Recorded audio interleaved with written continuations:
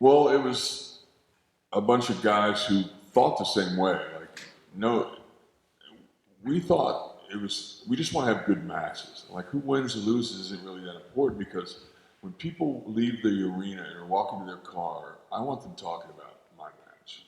Like, it does not who won or lost, but oh my God, that was so great. I can't wait to see them next time. And I don't know, we all kind of came in with a chip on our shoulder. Like me and Kev, like Sean was a tag team guy. He was with Janetti and he was Rockers. And back then it was like he would drop kick him, Marty would drop kick him, they double drop kick him, and the guy would take the ball. So I started working with Sean, and he's like, well, how am I going to get you in trouble? I said, punch me. Like, I'm not going to work like, I was a big guy, but I didn't work like a big guy. I sold for Kid. I think I could work with Rey Mysterio, I could work with Big Show, because I never tried to do that big man thing, And I just think that we were the first guys to talk about money with each other, because in that era, guys never talked about what they got. But we did. We go, what'd you get for St. Louis? I got this. And well, I got twice that, bro. You need to call the office. And then once the office knows you guys are talking about money, they don't like it. But they shut you up, because otherwise everybody will start talking. And I don't know, we always talked business. Like, we wrestled each other, then we got in a car together, which was forbidden, but we didn't care. Like, it was like, what are you gonna do? Make me work more? We already worked 300 shows a year. And we always talked business. Like, we're like, man, remember that one time when you did that? I think we should try this. And it was something I learned from an English guy named Ted Beckley, who trained Dynamite Kid. And he also trained an English wrestler named Steve Wright. And I crossed paths with him in the CCW for Vance. And I was like doing a big cowboy gimmick. And I was being respectful of the old timer, went over there and said, hey, how are you, sir? Nice to meet you. And he'd watch my match and he said, hey there, big fella. He goes, all the things you do to get a reaction, he goes, you keep those in. Things that you do that don't get a reaction, you leave those out. Pretty soon, everything you do gets a reaction. I remember going, oh, thanks a lot, sir. Turn around, man. What are you talking about? And then years later, I realized, wow, like, it's not about just doing moves because you can. It's about doing stuff that works and gets reaction, like no wasted motion. That was the kind of stuff that Hennig did, and guys that I admire did. Sometimes you have to hear it from somebody else. Like, I would watch Sean work, and when he turned heel, all he did was kick and punch. And I said, Sean, you're like one of the most talented wrestlers in the world. Like, now you just kick and punch? I said, it's not your moves that make you a villain, it's your attitude. I said, you're a cocky little prick, just in the locker room. I said, believe me, when you turn on in front of the camera, people hate you. Like, I remember wrestling Sean a lot. Like, the first time, we were both villains, and Vince booked us in Madison Square Garden against each other. So we're riding to the building together, and we're going, I'm thinking they're gonna like Sean. And and he's going, well, I don't know. He goes, but whoever they go with, just glance at the people and act a little bit surprised. So when we went out, Sean goes out, and at that time he was singing his own ring music, or maybe Sherry's, I'm a sexy boy. And for me, that was like Pavlov's dog, because I'd be behind the curtain waiting to go out. But when I heard Sean's ring music, I knew it was time to work, and I'd be stretching and stuff. And then I come out, and we start to, and I noticed that when Sean went out, he got like a really high-pitched pop. Like, all the little teeny bops loved Sean.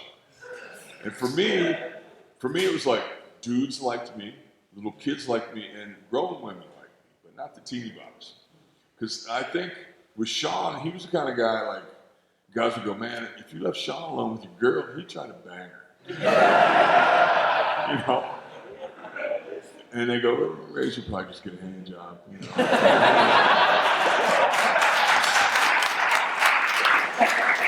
But I think that just, and we helped each other a lot. We always watch each other's stuff, and we, even if you don't want to hear it, man, I got to tell you what I think. And I think that's how you improve. And it was so good to see these guys. I mean, we don't hang out obviously as much as we did before, because now we have kids and lives. But when we get together, we pick right up where we left off.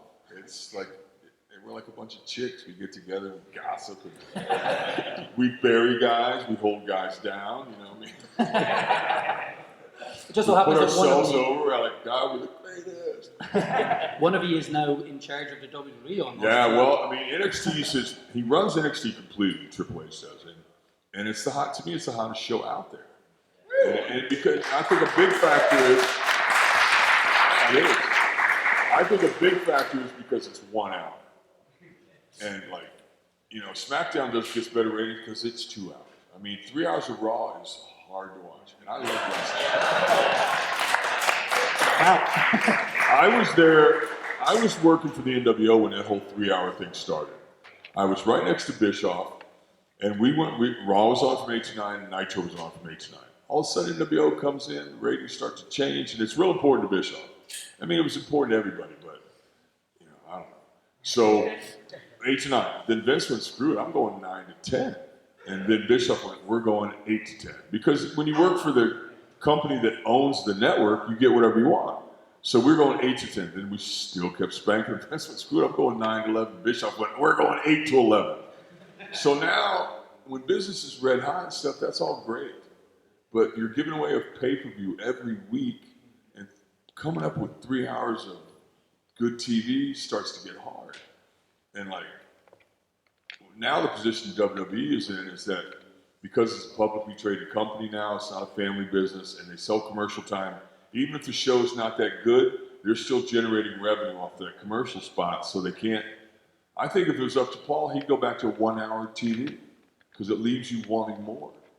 But I mean, things are what they are. It's true. So just, again with the Kliq, you said there about when you get back together, it's like you all gossip and you're just take up from where you left off. Yeah. I think that's what people like, seeing you all together, and that's why people love when you all come out at the end of Hall of Fame. You know what I love about it too is like, and don't get me wrong, I respect Paul, I respect Triple H, and he's done some great things, and he's the right guy for the job.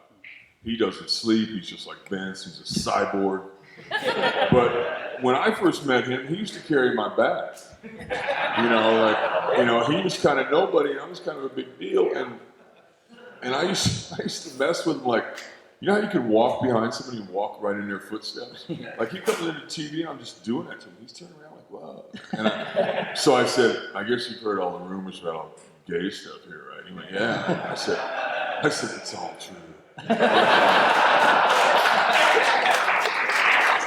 So, I mean, and the coolest thing about having him around was he was skilled, you know, and I'm looking at him going, okay, here's this rich boy from the country club and Razor's gimmick is from the streets. I'm thinking, oh, and he can go? Man, I'd love to work with him. And because he never drank or did a drug and still doesn't, like sometimes we peer pressure him, drink it! And he would drink like 1 shot of Jack Daniels. But it was perfect for guys like me and Sean and Kid and Kev who were drinking and taking prescription drugs only. Doctor, I could prove it, doctor. But, you know, we're partying and going hard, and we just get in the van and go, drive, monkey. And we sit in the back and drink beer, and we got a totally straight designated driver. Handy to have that around. Yeah, don't drink and drive. It sucks. And look, you mentioned there earlier on about that you discussed money a lot. Yeah, well, I mean, we were trying to make it better, you know, because the business came way down. There was a big steroid scandal happened right before Razor came on the scene. It hurt business. And the U.S. business went way down. That's why we came to Europe more. It was better here. But it was still the best situation I'd ever been in. And like my first match in Madison Square Garden was half full and I wrestled Randy. My last match there was sold out and I was one of the reasons why. And it felt really cool. And then left and started on Nitro the next day. Yeah, that's... So it's pretty cool. That is cool. Which, we did the curtain call, which was real controversial, then came through the crowd on Nitro. Yeah, it looks almost like... Hashtag game changer.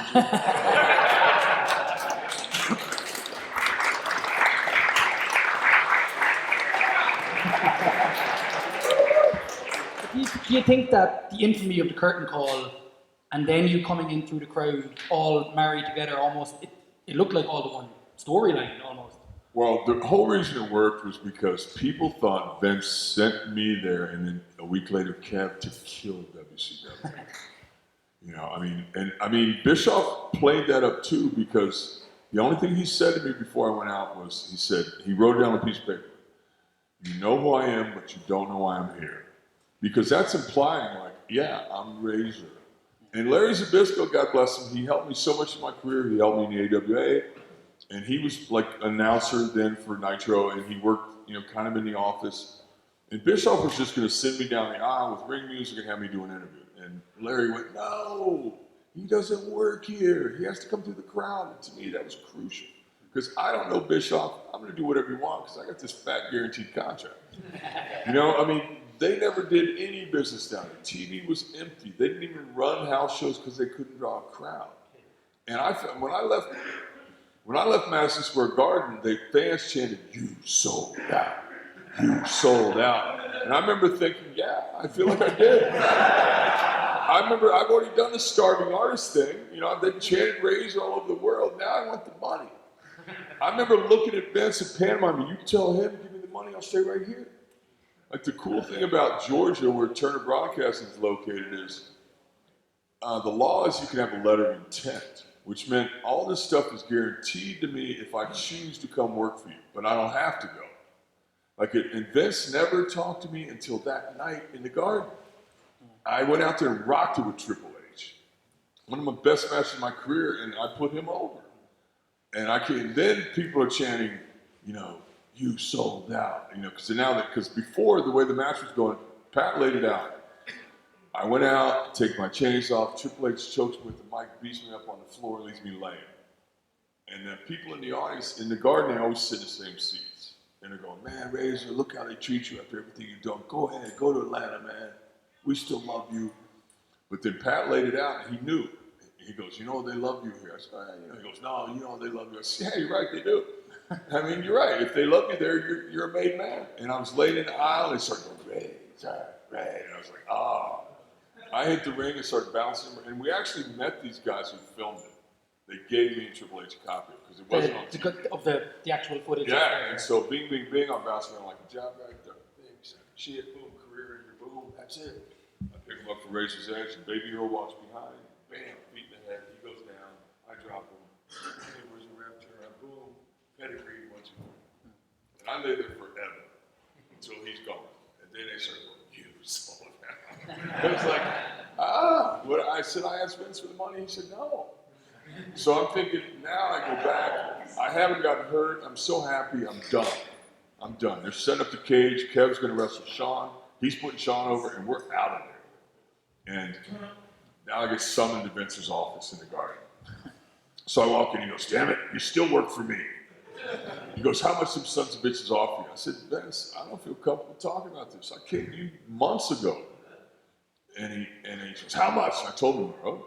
He goes, that's pretty good when business is strong." I said, "I didn't ask you to match it. You asked me." And I said, "I'm not cool talking about this. I told Bischoff I'm coming to work for him tomorrow." And so while we're in this pause in the conversation, Sean comes bolting in and goes, "I want, you know, Ray's to come out at the end of this match, come to the ring." And he goes, "Is it important to you?" And Sean went, "Yeah." He goes, "Okay, make it happen." That's how that whole curtain call thing came about.